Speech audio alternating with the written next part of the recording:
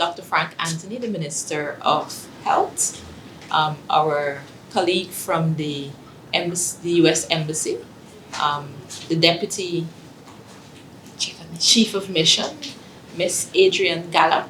We're here this morning to have a handing over of a very precious commodity, which is the Paxlovid tablets that we received from the government of the USA. This has come at a timely moment within the health delivery of health services within the country, in recognition that we are still being faced with cases of COVID as we speak. And though we've had good successes with our vaccines, there's still persons who are being affected by this disease. Now, if you notice, as the Minister will also expand, we have not had any deaths recently, and it's because there have been efforts not just to continue vaccination, but to have donations and the use of medications such as Paxlovid readily available for us to be able to carry out our mandate, which is to ensure that the Guyanese population remains safe and that the management within the health system is what can be considered quality health services. And so I'll hand you over to Ms. Adrien Galla, who will give brief remarks on behalf of the government of the USA.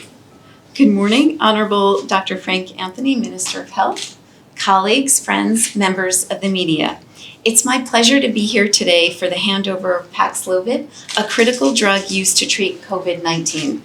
The donation of 1,000 courses of treatment to Guyana's healthcare system signifies the United States' steadfast commitment to the well-being of the Guyanese people. It is also part of our broader multi-pronged COVID-19 support to the government and people of Guyana in your continued strong COVID-19 response.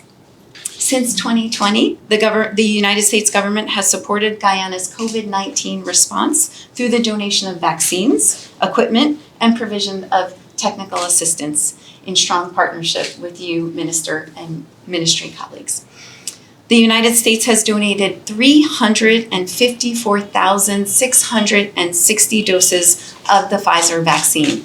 Of that, 59% was in partnership with the COVID-19 Vaccines Global Access, or COVAX, and 41% through our bilateral agreements. USAID has also supported the government of Guyana to increase COVID-19 vaccination coverage and strengthen the healthcare system. This has included the recent purchase and donation of solar refrigerators for vaccine storage in hard-to-reach and energy deficit areas. The Centers for Disease Control and Prevention, or CDC, also supported community engagement and laboratory strengthening initiatives, and our humanitarian assistance program provided equipment, ultra-low refrigeration units, and materials to ensure the safety of healthcare workers at healthcare facilities and the Georgetown Public Hospital at the height of the pandemic. At present, through the United States government, we have seconded also a supply chain specialist and health information specialist to the ministry to provide additional technical assistance and collaboration.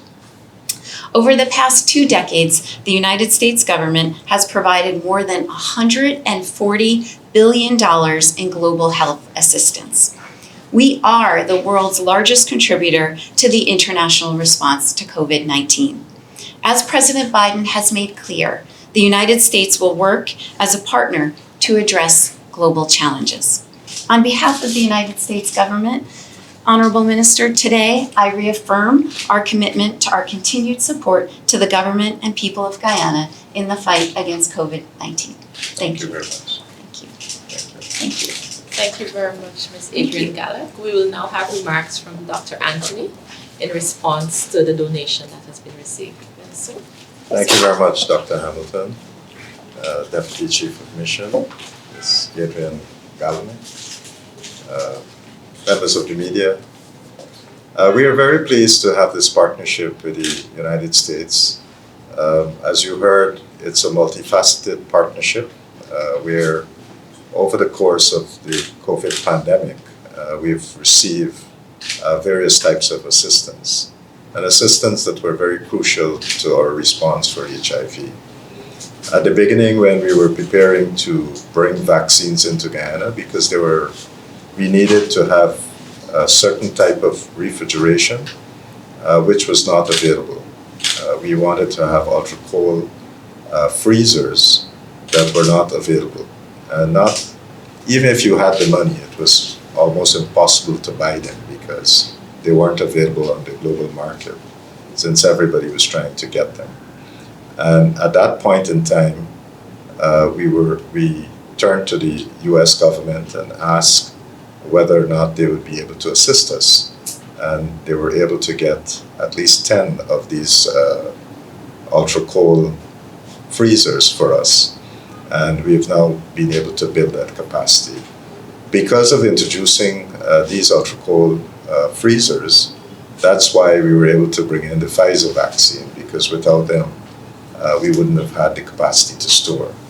And that ushered in a new wave of vaccination. And so when you look back at what happened over that period, without vaccination, I think a lot more people would have died from COVID or might have gotten probably more complications because of the disease.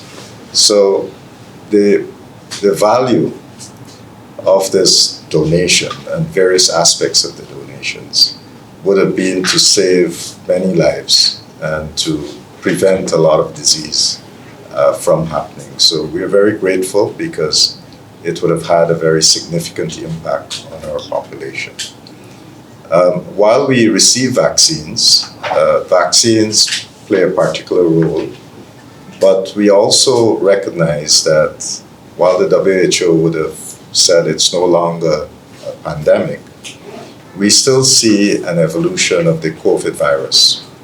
And you've had various variants, and one of the variants that are now circulating is one called JN1.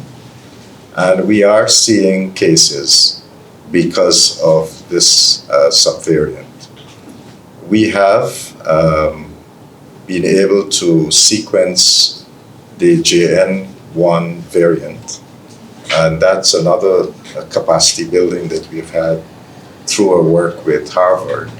They've been able to build capacity of our National Public Health Reference Lab. And we have a gene sequencer. So we have been able to take samples from patients and do our own sequencing so we can confirm that we have JN1 in circulation here in Guyana. But when we discover these things, what we want to do is to respond. We want to treat patients. And one way of treating patients, and a drug that has proven very effective in the treatment and management of patients, would have been Paxlovid. So once you test positive, if we give you Paxlovid from the time we test you and you're positive, and within 5 days, you see a remarkable change. And so that's why this is so important. They're quite expensive, and we are very happy to get doses for 1,000 people. Each box, 1 box is per patient. So it is going to serve for all those persons who we're diagnosing as being positive, that we'll be able to treat them more effectively. So we're extremely grateful for the donation, and we'll continue to work with the embassy here and other academic institutions in the United States so that we can make sure we minimize the impact of COVID here in Guyana. So once again, thank you very much. Thank you, Honorable Minister. Thank you. Thank you.